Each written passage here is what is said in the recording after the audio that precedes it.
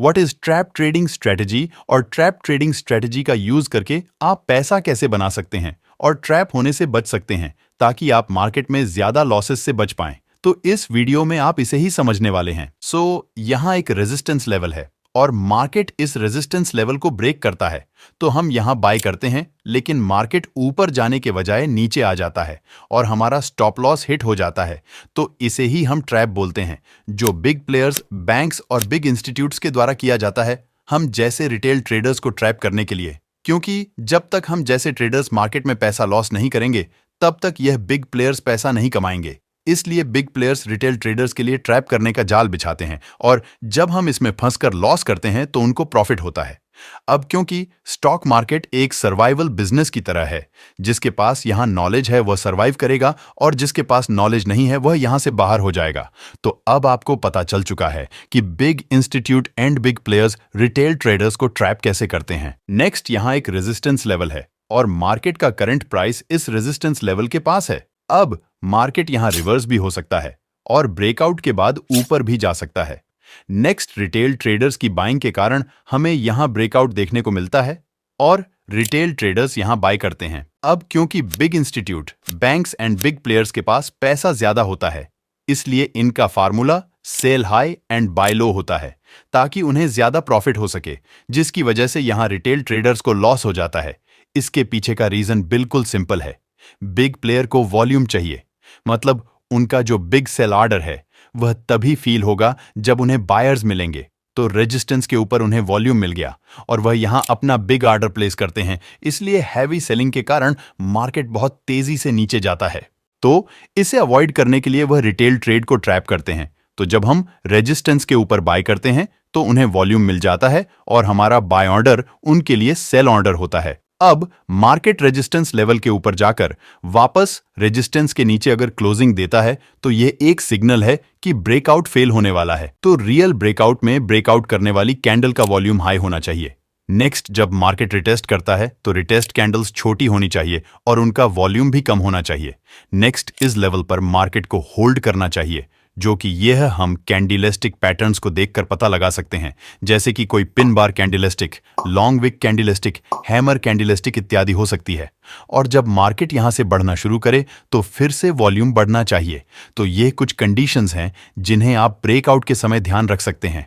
और इसे अच्छे से समझने के लिए डिस्क्रिप्शन में आइडेंटिफाई फेक ब्रेकआउट वीडियो का लिंक है, जिसे आप देख लेना, जिससे आप रियल ब्रेकआउट्स को आसानी से आइडेंटिफाई कर पाओगे। अब जरूरी नहीं है कि यह सारे पॉइंट होंगे तभी ब्रेकआउट काम करेगा, लेकिन अगर आप ब्रेकआउट के समय इन पॉइंट्स को ध्यान में रखते हो तो आपके लॉसेस कम होंगे। नेक्स्ट, यहां देखिए, यहां भी मार्केट हाई वॉल्यूम के साथ ब्रेकआउट देता है, लेकिन रिटेस्ट कैंडल्स का साइज बड़ा है विद इंक्रीजिंग वॉल्यूम और अगली कैंडल रेजिस्टेंस लेवल को ब्रेक करके वापस इसके नीचे क्लोजिंग देती है।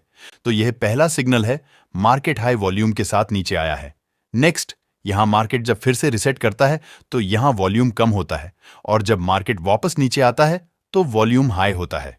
इसलिए इस लेवल के ब्रेक पर हम यहां पुट एंट्री ले सकते हैं। नेक्स्ट, अब देखते हैं इस तरह के मार्केट में हम ट्रेड कैसे ले सकते हैं। अब कोई भी लेवल, चाहे वह सपोर्ट लेवल हो या रेजिस्टेंस लेवल, वह क्लियर होना चाहिए। Second breakout, third point breakout, fail fourth point testing level, जिसमें हम कैंडलस्टिक को देखेंगे, और fifth confirmation with volume and candle. For example, यहां एक रेजिस्टेंस लेवल है और मार्केट इस लेवल को ब्रेक करता है। नेक्स्ट, मार्केट यहां थोड़ा कंसोलिडेट करता है और कोई भी कैंडल इस ब्रेकआउट कैंडल के ऊपर क्लोजिंग नहीं देती है और मार्केट वापस रिवर्स होकर इस लेवल को ब्रेक करता है, जिससे हम समझ सकते हैं कि यहां रिटेल ट्रेडर्स ट्रैप हो चुके हैं और उसके बाद हमें यहां टेस्ट कैंडल के क्लोज होने तक वेट करना है।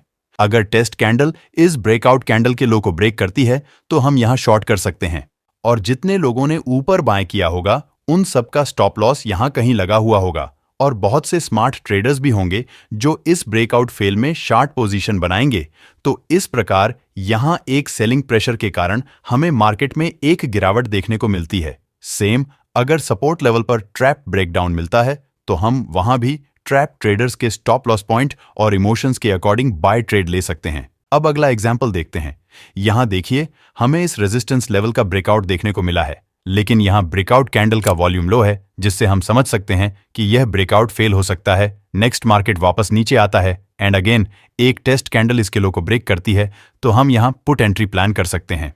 अब अगले एग्जाम्पल में देखिए, यहाँ ब्रेकआउट तो हुआ है लेकिन इस कैंडल की आधे से ज्यादा बॉडी रेजिस्टेंस के नीचे है और यहाँ हमें ऊपर विक भी देखने को मिली है, जिसका मतलब यहाँ अभी भी सेलर्स हैं।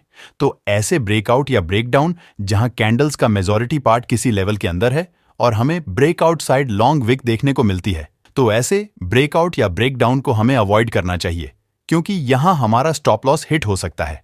अब अगर मार्केट अप ट्रेंड में है और अप ट्रेंड के दौरान हमें सपोर्ट लेवल पर फेक ब्रेकआउट देखने को मिलता है, तो इसके बेस पर हम यहाँ कॉल एंट्री प्लान कर सकते हैं। सेम डाउन ट्रेंड के दौरान अगर रेजिस्टेंस लेवल पर फेक ब्रेकआउट देखने को मिलता है तो यहाँ हम पुट एंट्री प्लान कर सकते हैं। फॉर एग्जाम्पल, यहाँ मार्केट अप ट्रेंड में है और यहाँ प्रीवियस रेजिस्टेंस लेवल है जो सपोर्ट का काम कर रहा है और मार्केट इस लेवल को ब्रेक करके वापस ऊपर जाता है, मतलब ये एक फेक ब्रेकडाउन हो सकता है।